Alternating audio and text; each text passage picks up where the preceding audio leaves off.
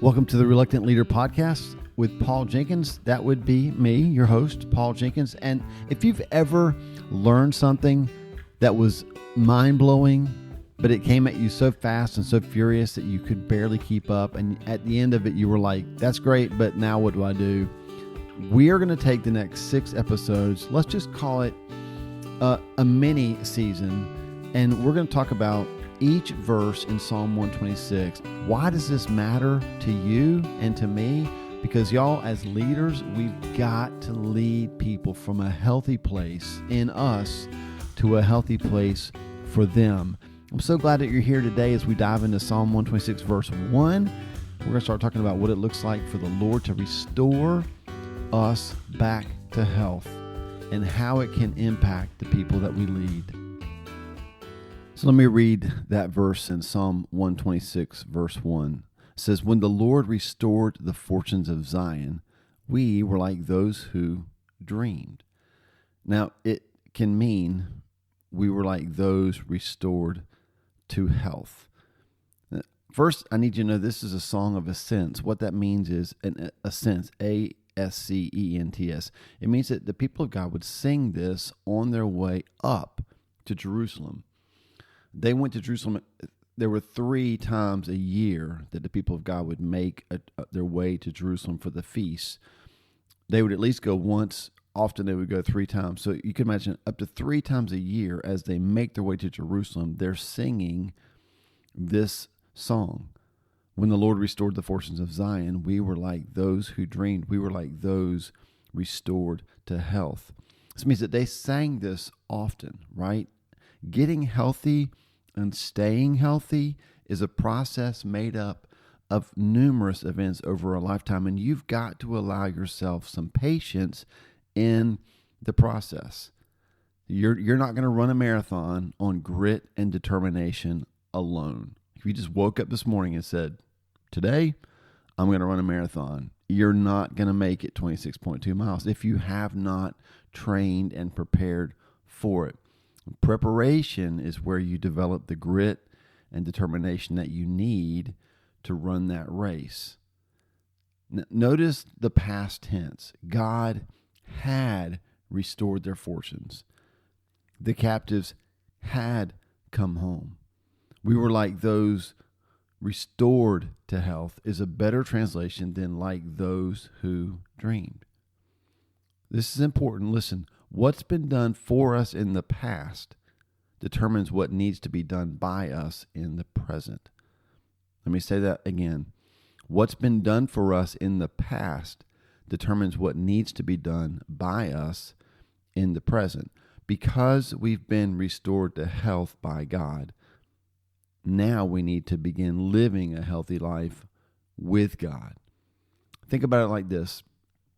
Someone with heart disease can be restored to health through surgery, but once that surgery is over, you know there's going to be a conversation with that patient about healthy practices moving forward.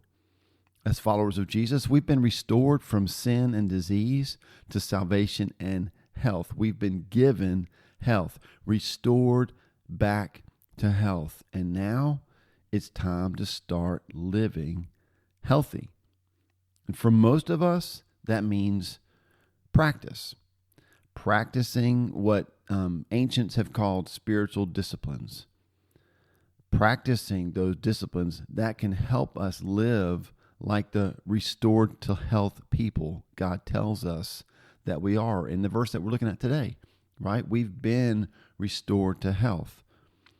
Now, what's the one discipline I think can help us practice the truth in this verse? I believe that discipline is gratitude.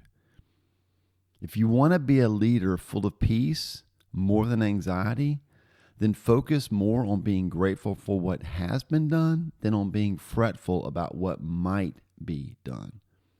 Let me say that again.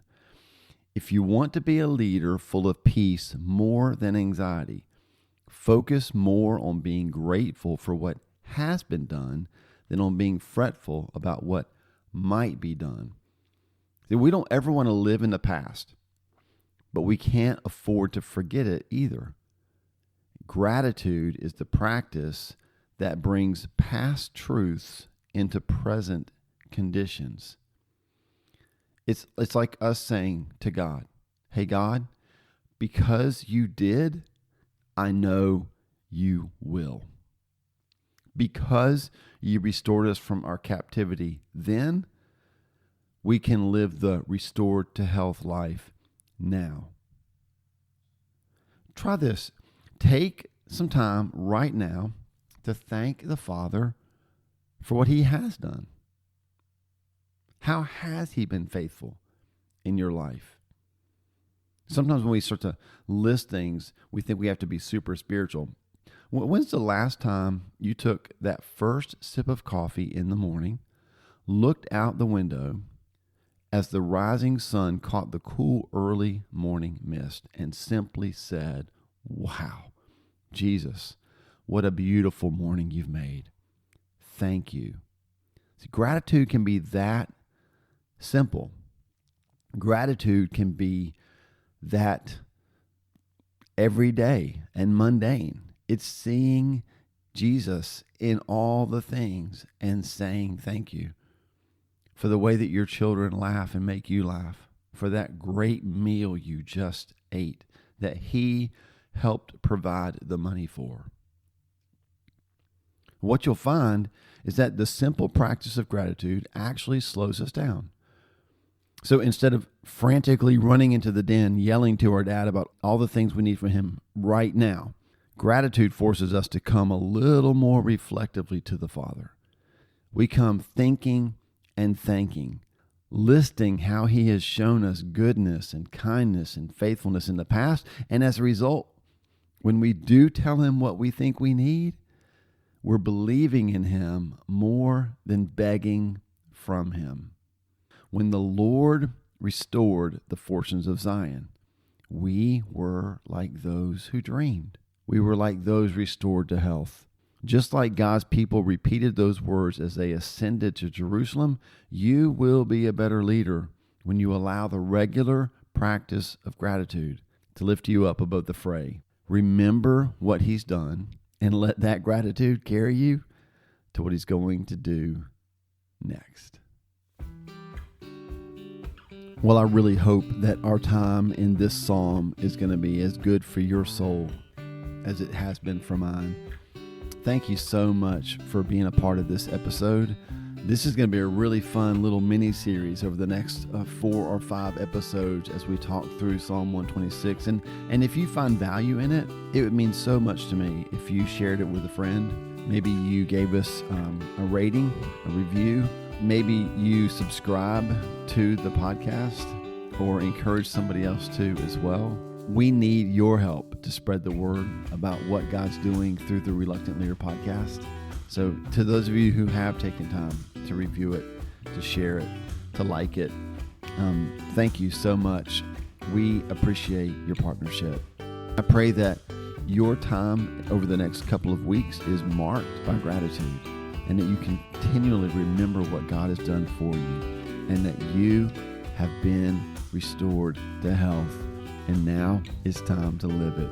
And wherever you are on this leadership journey, I just want to encourage you and remind you that if you'll give God your yes, he'll do the rest.